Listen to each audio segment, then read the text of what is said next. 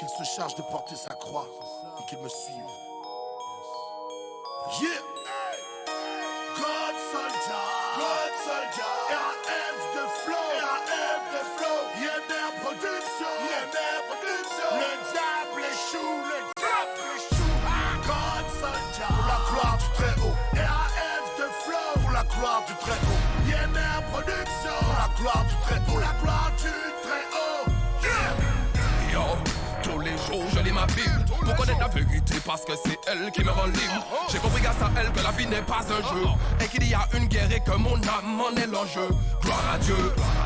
J'ai donné ma vie à Jésus-Christ qui par amour pour moi a donné sa vie en sacrifice. Et c'est pourquoi je veux lui dire merci car malgré tous mes péchés je n'ai pas su résister lorsqu'il m'a dit viens et suis-moi, suis-moi. Adieu les strass et les paillettes, toutes mes motivations charnelles et tout piège tendu par le matériel. Yo, je tombe, je me relève et je me traîne, je persévère, je prie, je jeûne parce que mon but c'est la vie éternelle. Je ne veux surtout pas porter de masque, car au jour du jugement tous les hommes seront démasqués. Moi je veux porter du fruit, aimer Jésus-Christ en parole et en acte. Seigneur, donne-moi la force pour que tous les jours je m'efforce à porter ma croix à ta suite pour être un disciple. Seigneur, tu vois que ce n'est pas facile, mais il faut que je sois docile à ton esprit pour être disciple. Je veux te donner ma vie, même si bien souvent ma chair m'agite. Oh Yahweh, c'est à l'amour qui m'animera pour les âmes que le monde reconnaîtra que je suis ton disciple. De tout son cœur, mais la parole en pratique. Il donne son dos au fouet, c'est le faux pour plaire à Christ. Du fruit de ses lèvres, il produit beaucoup de fruits. Dans le jeûne et prière, son corps toujours prêt à s'offrir. Baignant dans la parole, il suit l'exemple de son maître. La volonté de Dieu, toujours prêt à se soumettre. Un seul objectif, toujours obéir à Christ. Même si ça inclut souffrance, épreuve et sacrifice. J'ai devant corps et âme, toujours prêt à aimer ses frères. Devant le doute et la haine, multipliera les efforts. Se remet en Christ et n'est pas un chrétien de confort. Même dans les chaînes, il console, on hésite fort. Regarde à Christ, c'est nous seuls, son exemple. Du rédempteur, il veut devenir sa copie vivante. Il aime laisser mourir tous ses désirs charnels. Inspiré par l'esprit, sa parole touche jusqu'à la moelle. Seigneur, donne-moi la force pour que tous les jours je m'efforce à porter ma croix à ta suite pour être un disciple. Seigneur, tu vois que ce n'est pas facile, mais il faut que je sois docile à ton esprit pour être disciple. Je veux te donner ma vie, même si bien souvent ma chair m'agite. Oh Yahweh, c'est à l'amour qui m'animera pour les âmes que le monde reconnaîtra que je suis ton disciple. Seigneur, donne-moi la force pour que tous les jours je m'efforce à porter ma croix à ta suite pour être un disciple. Seigneur, tu vois que ce n'est pas facile, mais il faut que je sois docile à ton esprit pour être disciple. Je veux te donner ma vie, même si bien souvent ma chair m'agite. Oh Yahweh, c'est à l'amour qui m'animera pour les âmes que le monde reconnaîtra que je suis ton disciple.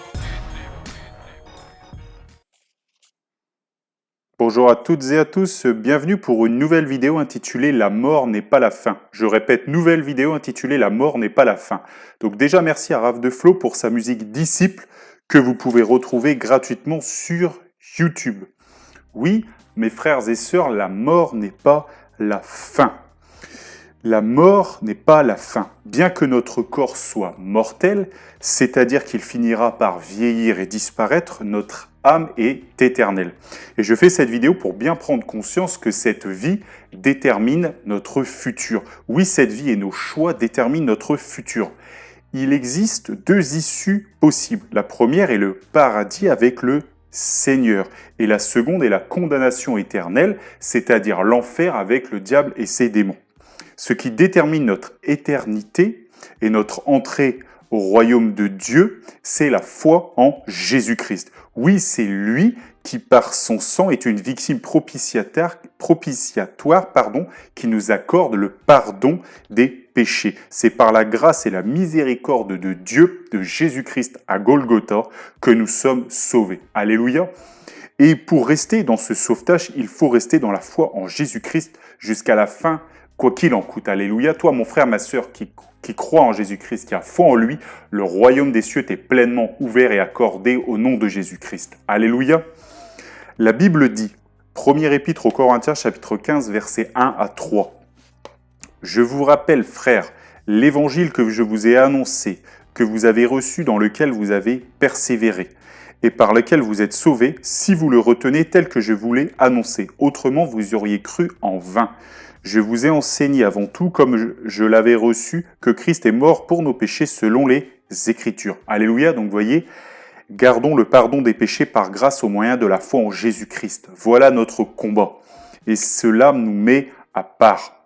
Et Dieu, vous voyez, dans lequel vous avez persévéré. La Bible dit persévérer, par lequel vous êtes sauvés, si vous le retenez tel que je vous l'ai annoncé. Autrement, vous auriez cru en vain. Donc le combat, c'est de croire en Dieu, de croire en Jésus-Christ, de croire au pardon des péchés, et de rester, mes frères et sœurs, dans cette doctrine, dans la bonne nouvelle. Alléluia, et de ne pas être des enfants flottants à tout vent de doctrine, comme le dit la Bible. Alléluia.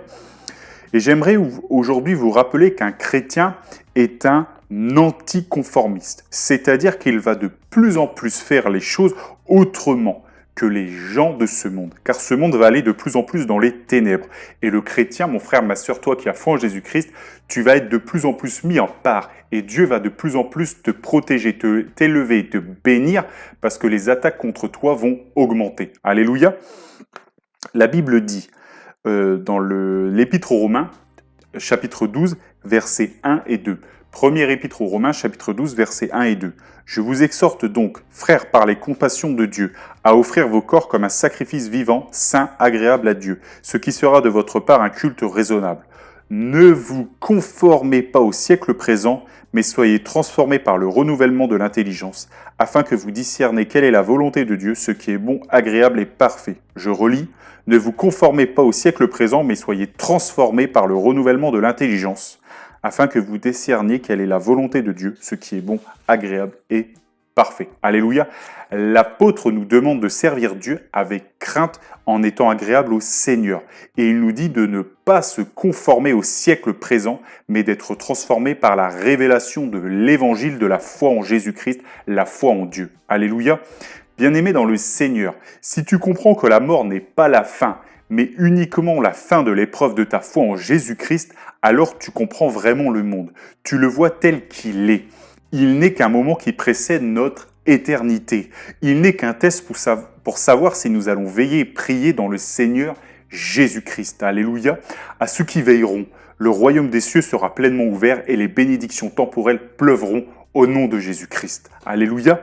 Quand on comprend cela, on a compris l'essentiel. Je dois croire en Jésus-Christ jusqu'à ce que mon cœur s'arrête de battre. Et Jésus-Christ, qui nous prépare une place, nous accueillera. Alléluia. Et beaucoup de gens aujourd'hui me frappent parce qu'ils ne se soucient plus vraiment du jour où ils vont mourir. Ils veulent l'oublier, ils veulent oublier qu'ils vont mourir un jour. Et voici, la mort les frappe quand ils ne s'y attendent pas et ils ne sont pas prêts. Alléluia. Un chrétien qui a la foi en Jésus-Christ, lui, il est prêt. Comme l'apôtre Paul disait, nous disons, Christ est ma vie et la mort m'est un gain. On est anticonformiste. Eux, ils ne veulent pas penser à la mort. Nous, on y pense, mais on sait que c'est une étape de notre vie éternelle, une étape qui nous mènera vers le Seigneur et la vie éternelle. Alléluia. Il y a quelque temps, j'ai vécu un deuil. Quelqu'un de proche avait une maladie incurable. Cette personne allait mourir. Et les gens étaient tristes. Les gens essayaient de faire face à cette terrible nouvelle. Et en faisant cela, ils gardaient une certaine distance. Ils gardaient une distance avec cette personne. Ils ne voulaient pas trop voir cette personne ou trop s'en occuper pour la plupart parce que cela les déprimait de voir leur compagnon, leur ami qui petit à petit, de manière irrémédiable, voyait son corps dépérir et s'amenuire. Alléluia. Cela les affectait. Vraiment, son état allait en déclinant. Et quand ils le voyaient, ils étaient contents, mais ça les affectait, ça leur faisait du mal, ça leur renvoyait finalement quelque chose. C'est qu'un jour, eux aussi, ils vont mourir. Et ça les dérange. Alléluia. Et ils préféraient s'en aller. Et j'aimerais vous redire qu'un chrétien est un anticonformiste. Pendant que les gens voulaient oublier cet homme, le chrétien, lui, il priait pour lui. Pendant que les gens voulaient oublier ce compagnon, le chrétien, lui, voulait lui transmettre la foi en Jésus-Christ. Pendant que les gens avaient abandonné et attendaient la fin, lui, le chrétien, savait que ce n'était absolument pas à ce moment qu'il fallait abandonner. Au contraire, le chrétien sait que là où il faut tout donner, c'est quand une personne, quand son cœur est toujours là, quand il bat encore, tant qu'il respire encore, il faut tout donner pour qu'il connaisse la bonne nouvelle de la foi en Jésus-Christ, pour que Jésus-Christ l'accueille. Alléluia. Tant qu'une personne respire, alors on sort. On sait que le sort d'aller, ou pas au paradis n'est pas encore joué. Alléluia, tant qu'il y a de la vie, il y a de l'espoir. Alléluia, c'est ce que les gens disent. Et tant qu'il y a de la vie, mon frère, ma sœur, il y a l'espoir que la personne ait foi en Jésus-Christ. Alléluia. Et c'est là qu'il faut se battre dans la prière et dans le jeûne, dans l'épreuve. Alléluia. Quand certains pensent que la guerre est finie, ce n'est pourtant pas fini. Alléluia. Et David, homme selon le cœur de Dieu, l'avait bien compris. David avait pris la femme de son prochain, Bathsheba, et il avait commis adultère avec elle. Donc c'était la femme de Uri le Héthien, il avait commis adultère avec elle. Et le prophète Nathan fut envoyé vers le roi David pour lui dire son péché. Et on va lire la suite de l'histoire. Alléluia. Deuxième livre de Samuel, chapitre 12, versets 13 à 21. Deuxième livre de Daniel, chapitre 12, versets 13 à 21. David dit à Nathan, « J'ai péché contre l'Éternel. » Et Nathan dit à David, « L'Éternel pardonne ton péché. Tu ne mourras point. Mais parce que tu as fait blasphémer les ennemis de l'Éternel, en commettant cette action, le fils qui t'est né mourra. » Et Nathan s'en alla dans sa maison. L'Éternel frappa l'enfant que la femme d'Uri avait enfanté à David et il fut dangereusement malade. David pria Dieu pour l'enfant et jeûna. Et quand il rentra, il passa la nuit couché par terre. Les anciens de sa maison insistèrent auprès de lui pour le faire lever de terre. Mais il ne voulut point, et il ne mangea rien avec eux. Le 7e jour, l'enfant mourut. Les serviteurs de David craignaient de lui annoncer que l'enfant était mort, car ils disaient « Voici, lorsque l'enfant vivait encore, nous lui avons parlé, et il ne nous a pas écoutés. Comment oserons-nous lui dire « L'enfant est mort » Il s'affligera bien davantage. » David aperçut que ses serviteurs parlaient tout bas entre eux, et il comprit que l'enfant était mort. Il dit à ses serviteurs « L'enfant est-il mort » Et ils répondirent « Il est mort. » Alors David se leva de terre, il se lava, soignit et changea de vêtements. Puis il alla dans la maison de l'Éternel et se prosterna. De retour chez lui, il demanda qu'on lui serve à manger et il mangea. Ses serviteurs lui dirent « Que signifie ce que tu fais ? Tandis que l'enfant vivait, tu jeûnais et tu pleurais, et maintenant que l'enfant est mort, tu te lèves et tu manges. » Alléluia. Donc vous voyez, une personne allait mourir. Un enfant allait mourir. Car la Bible dit que le salaire du péché, c'est la mort. David, qui représente le chrétien, lui, il demande pardon à Dieu. Il prie. La Bible dit qu'il prie. Il jeûne et il se bat pour cet enfant. Il ne lâche pas comme les païens et certains chrétiens le font aujourd'hui. Alléluia. C'est trop important. C'est pas le moment de s'en aller, d'abandonner cette personne malade qui est près de mourir. Alors mon frère, ma sœur, bats-toi tant que la personne respire, il y a de l'espoir. Alléluia. Et la Bible ne le dit pas, mais je pense que sincèrement, Dieu a recueilli cet enfant au paradis parce que cet enfant est innocent. Alléluia.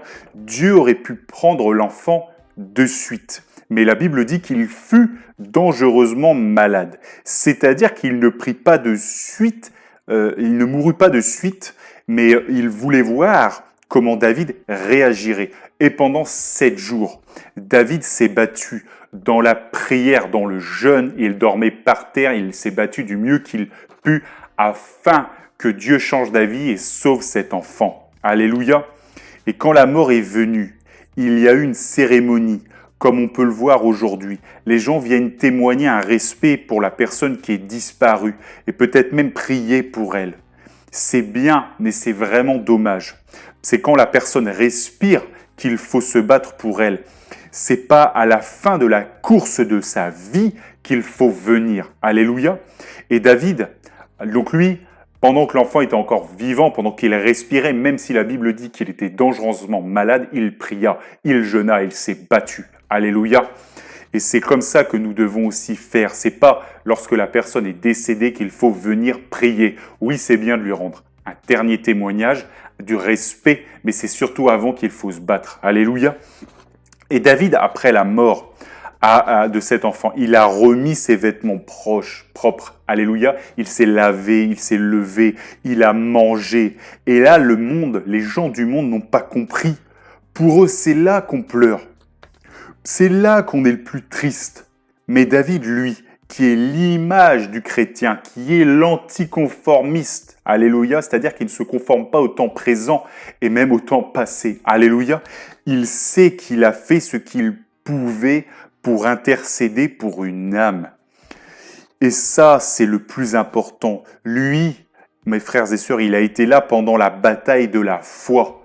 Et aujourd'hui, les gens viennent à l'enterrement. Et je ne peux pas m'empêcher de penser, si toutes ces personnes avaient prié pour ce proche pendant qu'il vivait encore, alors ça aurait été tellement formidable, plutôt que de venir pleurer et se souvenir de la personne aujourd'hui. Soyons des anticonformistes et rappelons-nous que c'est quand notre cœur bat que la bataille spirituelle existe. Alléluia, que Dieu vous bénisse dans le nom de Jésus-Christ et que toute la gloire lui revienne.